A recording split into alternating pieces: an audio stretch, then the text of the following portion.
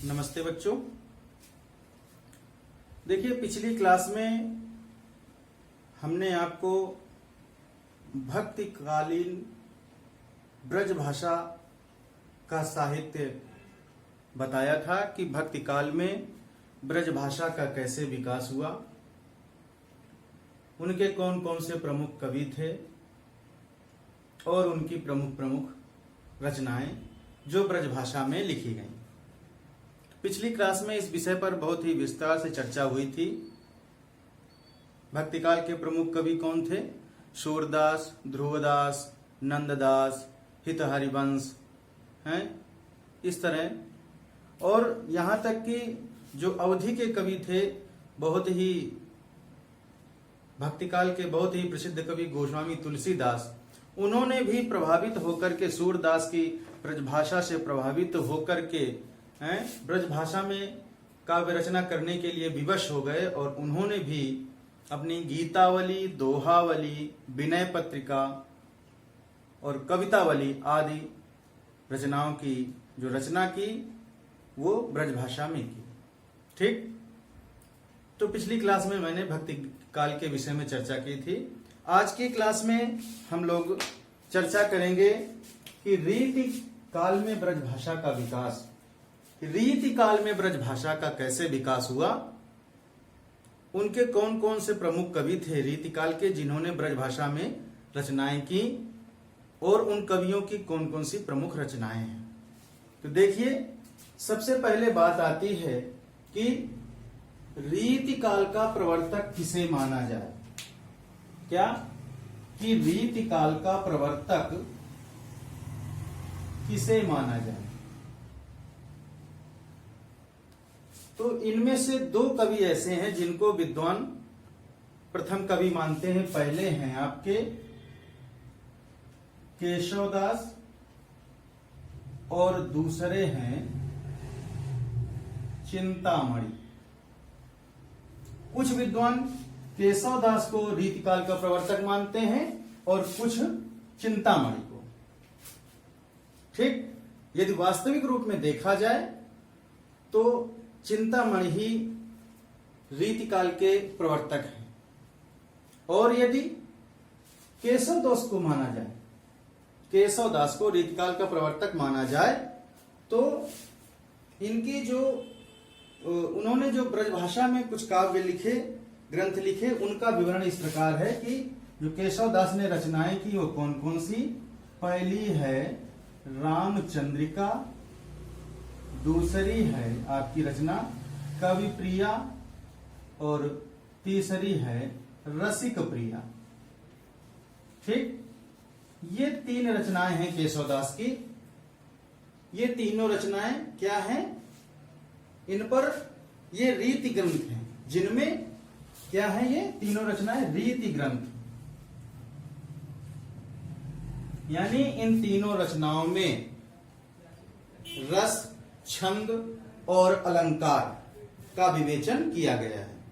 ठीक, और परंपरागत उपमानों की सहायता से नक्सिक वर्णन में राधा के विभिन्न अंगों का भी वर्णन किया गया है। ठीक, नक्सिक वर्णन में भी जो राधा के विभिन्न अंगों का वर्णन ब्रजभाषा में किया गया है। ठीक है, देखिए इसके पश्चात में क्या कि रीतिकाल में काव्य निरूपण, रीतिकाल में क्या हुआ कि जो काव्य निरूपण हुआ उनकी जो विशेषता थी क्या कि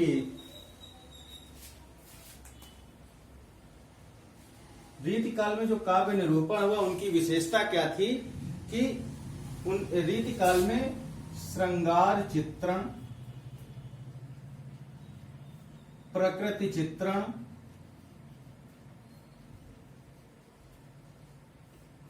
हैं और चमत्कार प्रदर्शन,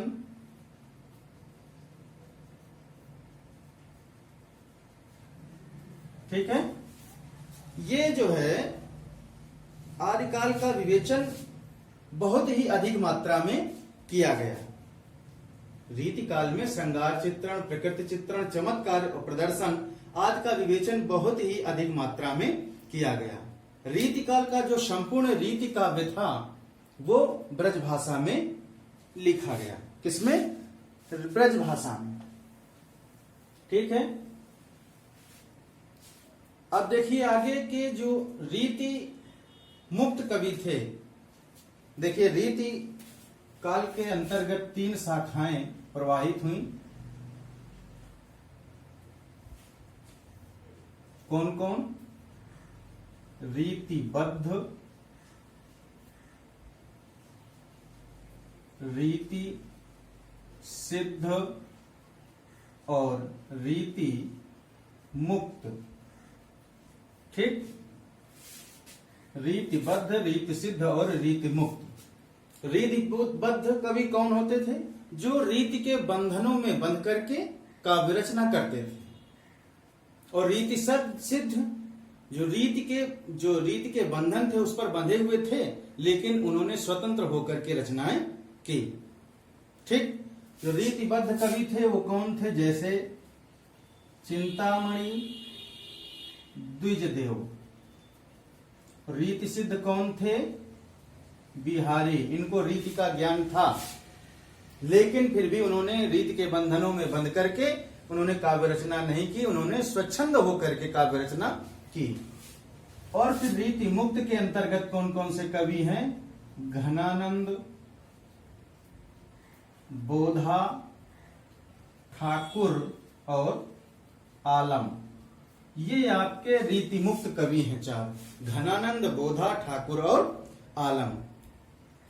ठीक। इन्होंने क्या किया कि इन कवियों ने रीति के बंधन से मुक्त होकर के स्वच्छंद, जो प्रेम की स्वच्छंद अभिव्यक्ति अपने काव्य में की है। ठीक है। ब्रजभाषा जो थी रीतिकाल की, उसने अपने माधुर्य, पद लालित्य एवं प्रांजलता के कारण लोकप्रिय काव्य भाषा बन गई। लोकप्रिय काव्य भाषा के पद पर प्रतिष्ठित हो गई।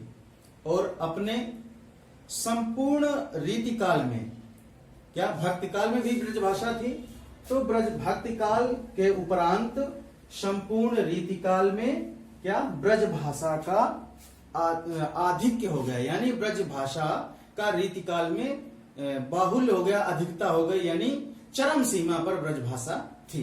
यानी जो कुछ भी काव्य लिखे गए रीति काल में वो सारे ब्रजभाषा में लिखे गए। ठीक है। यदि भाषा की दृष्टि से देखा जाए तो रीतिकालीन जो कवि थे या रीतिकालीन जो कवियों की जो भाषा थी वो भक्तिकालीन कवियों की तुलना में बहुत ही क्या थी? सरस थी।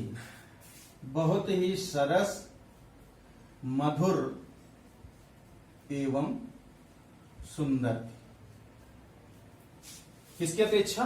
भक्तिकाल की अपेक्षा रीतिकाल में बहुत ही उनकी भाषा सरस, सुंदर और मधुर थी। जिनमें से बिहारी जो रीतिकाल के कवि हैं, कौन कौन? बिहारी, घनानंद, देव हैं। ये आपके जो प्रमुख प्रमुख कवि हैं, रसखान हो गए, मतिराम, सेनापति, भूषण और पद्माकर आदि कवि हैं जिन्होंने ब्रजभाषा में अपने काव्यों की रचना की है। ठीक। तो इस तरह से रीतिकाल में हिंदी साहित्य के अंतर्गत जो ब्रजभाषा का विकास हुआ। ठीक है।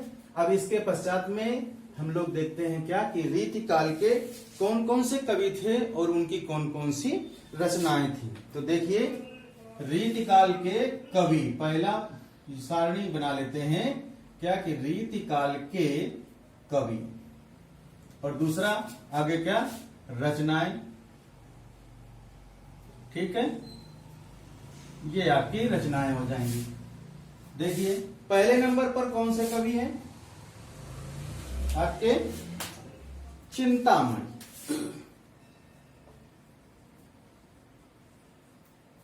ठीक। इनकी कौन कौन सी रचनाएं जो ब्रजभाषा में लिखी गई? काव्य विवेक, काव्य प्रकाश कविकुल कल्पतरु, क्या? कविकुल कल्पतरु, रस विलास, ठीक है। ये जो है रचनाएं रस विलास और श्रृंगार मंजरी, देखिए क्या, रस विलास और श्रृंगार मंजरी, ये चिंतामणि की रचनाएं थी जो ब्रजभाषा है। इसके पश्चात में अगले कवि हैं आपके केशव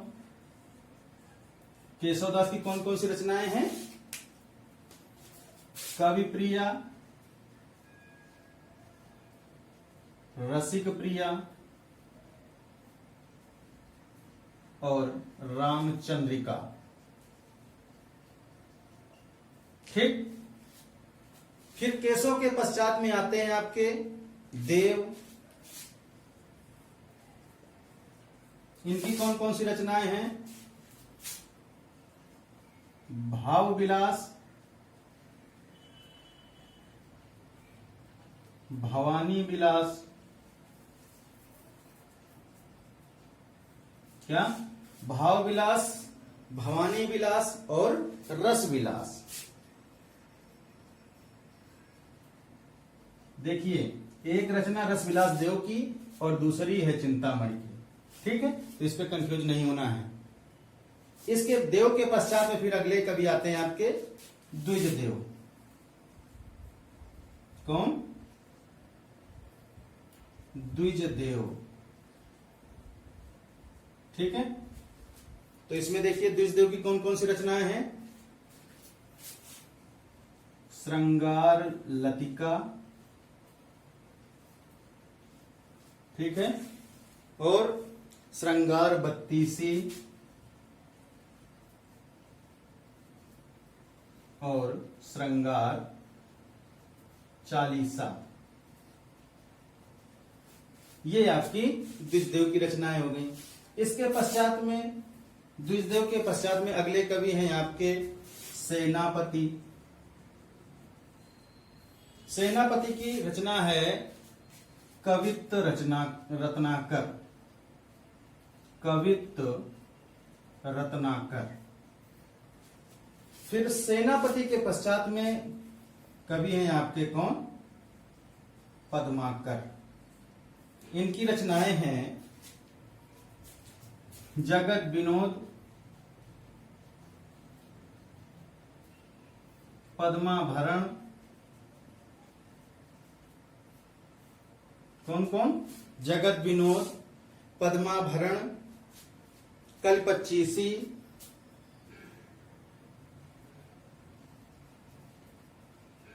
कलपच्चीसी, प्रबोध पचासा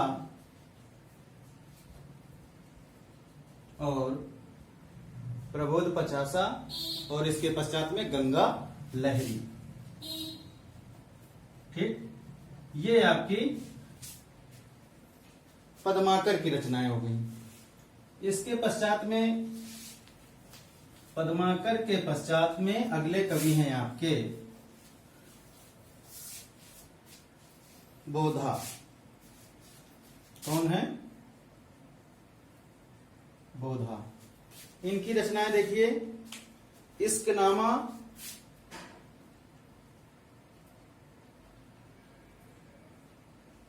क्या कर रचना है? इश्कनामा और विरह वारिस, ठीक। फिर बोधा के पश्चात आते हैं आपके घनानंद। कौन है? घनानंद। इनकी रचनाएं देखिए, घनानंद की वियोग बेली,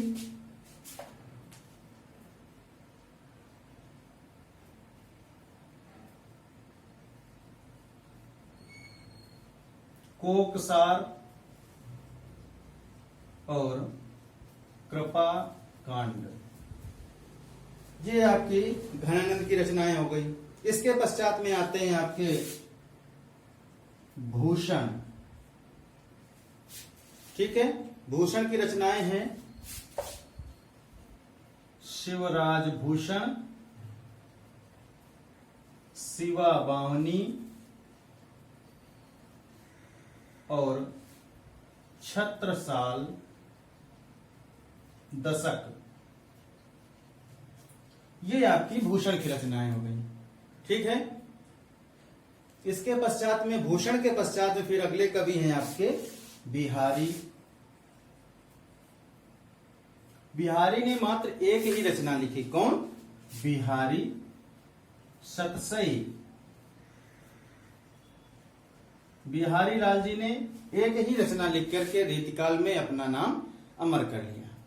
इनके विषय में कहा जाता है कि बिहारी जी ने गागर में सागर भर दिया है, यानी कम शब्दों में सब कुछ कह दिया। ठीक है, फिर आपके बिहारी के पश्चात में आते हैं मतीराम। कौन? मतीराम। इनकी रचनाएं देख लीजिए। रसराज, ललित ललाम, रसराज, ललित ललाम। ठीक है, और व्रत कौमुदी,